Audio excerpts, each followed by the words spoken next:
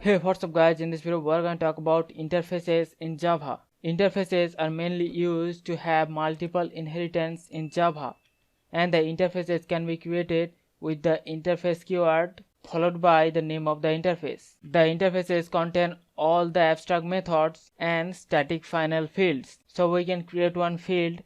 We have to write public static final and then the data type of the variable like integer and then the name of the variable, and we have to assign some value to the variable. Similarly, we can declare abstract methods, so we have to write public abstract void and then name of the method like display. And because this is one abstract method, so it should not contain any method definition.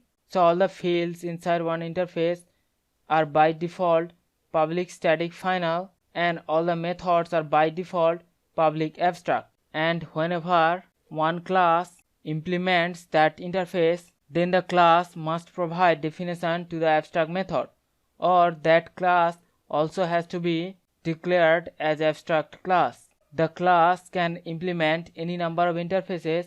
We have to separate them with commas like T1, T2 and T3, and this way we can implement so many interfaces. So in Java we cannot create object or constructor of one interface. So these are the properties of interfaces in Java. Hope you understand the concept. We'll see you in the next one. Thank you.